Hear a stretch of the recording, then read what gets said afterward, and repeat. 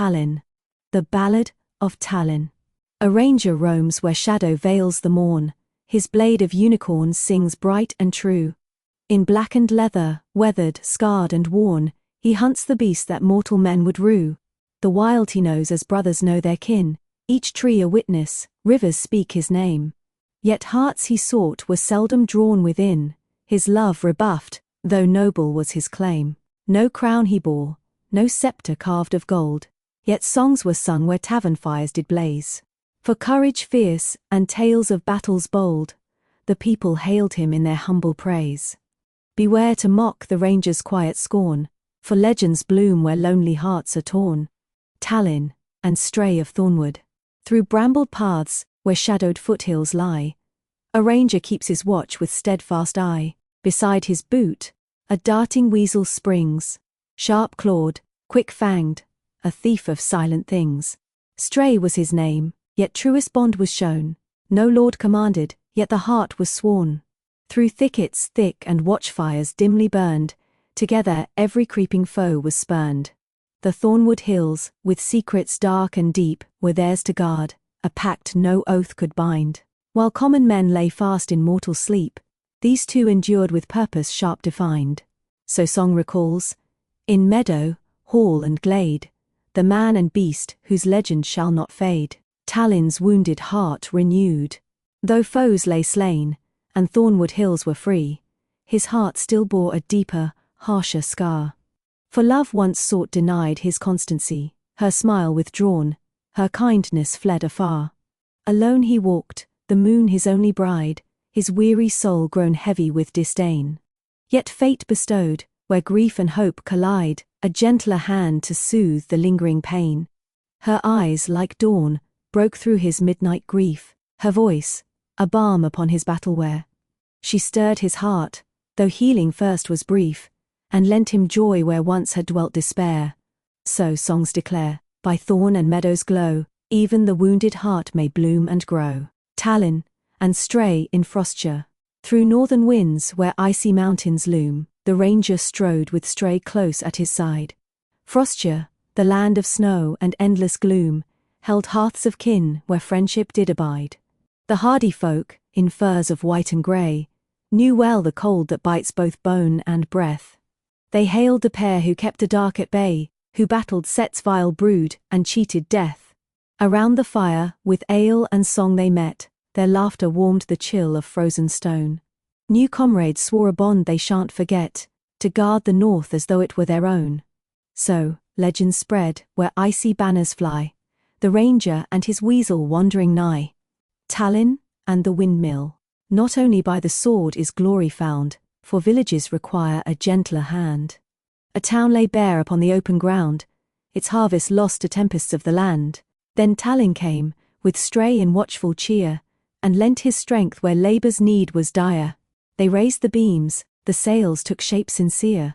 A windmill stood, born out of sweat and fire. The grain was ground, the children laughed in song, the hearths grew warm with bread and new-found peace. The townsfolk praised their ranger brave and strong, whose quiet toil bid plenty to increase. So not in war alone his name was cast, but in the works that promised hope would last. Talin, among the fairies. In twilight groves where moonlight kissed the streams, the fairies danced on wings of silver flame. Their laughter chimed like echoes heard in dreams, yet mortals feared to whisper out their name. But Talin came with Stray upon his heel, his unicorn blade sheathed in gentle hand. No threat he bore, but heart both true and real. And so the Fae drew near at his command. They wove him crowns of petals, soft and bright. They taught him songs the rivers love to keep. Their counsels shone with otherworldly light, a gift to guard the waking and the sleep. Thus fairies pledged, with blessings old and true, that Talin's path be lit by starlit dew. First, the healing herb. When fever struck and spread through hearth and field, the mothers wept, the children burned with flame.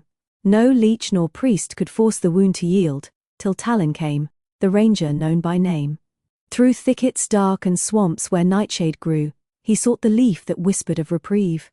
With Stray's keen nose, he found the bloom of blue, and gathered it with reverence to leave. He brewed the draught, and lips once pale revived, the coughs grew still, the hollow eyes regained. The tale was sung of how the town survived by one who bled yet never once complained.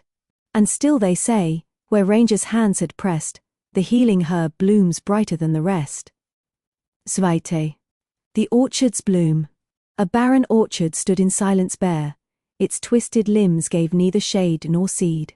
The people starved, their larders stripped to air, and winter mocked their hunger and their need.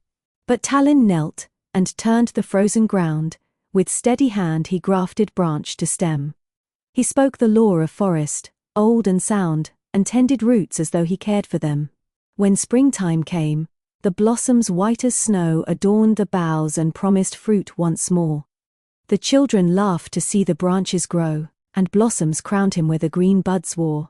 So sweet a fruit that orchard came to bear, because one man had given tender care. Third, the wolf at the flock. Beneath the moon, a shepherd cried in fear. A dire wolf struck and tore the flock in twain.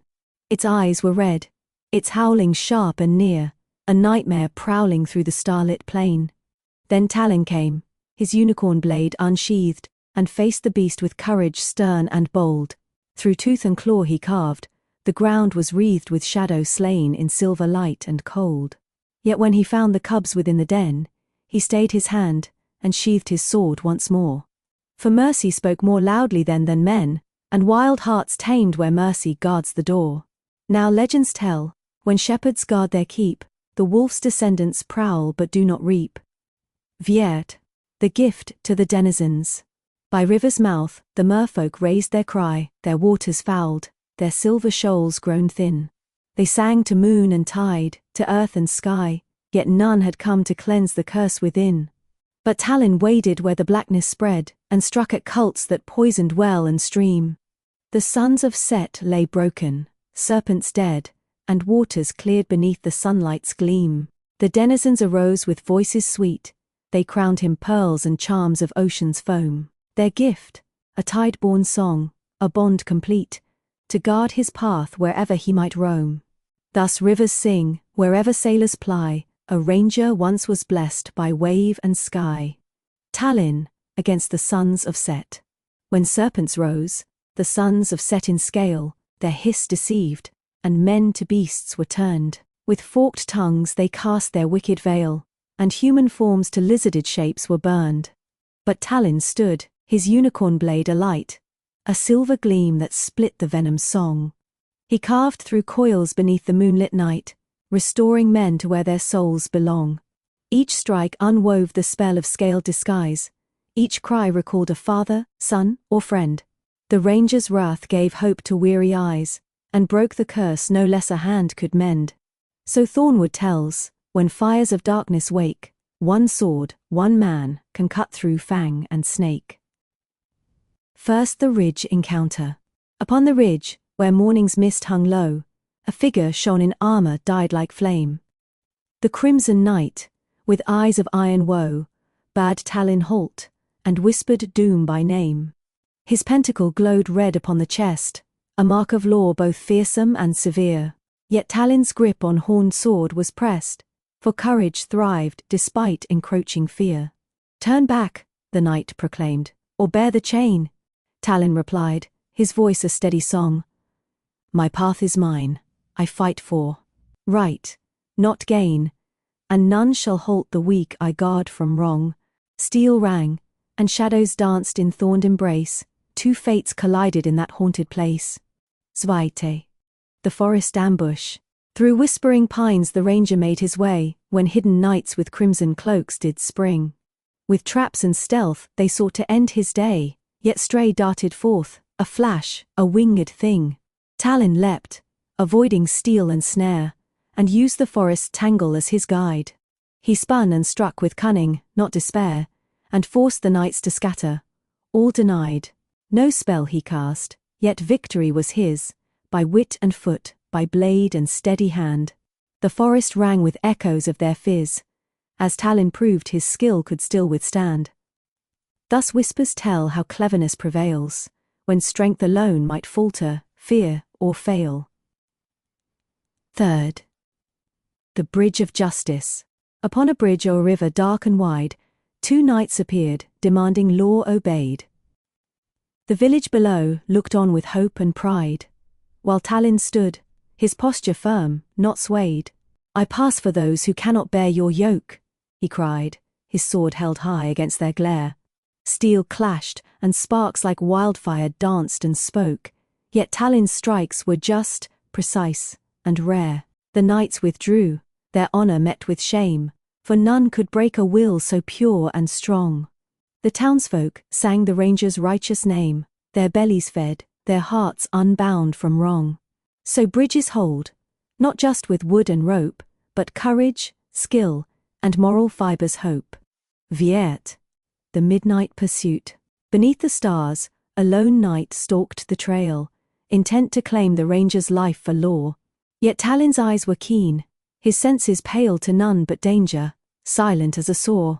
He led the knight through bogs and shadowed glen, where stray flitted, teasing, baiting, near. The crimson knight grew weary of his ken, while Talin's mind kept sharp and crystal clear. At last the knight, exhausted, turned away, and Talin smiled, his honor still intact. No magic saved him on that starlit sway, but courage, wit, and virtue's simple act. Thus tales are told where ranger walks the night, and crimson pentacle fears the righteous fight.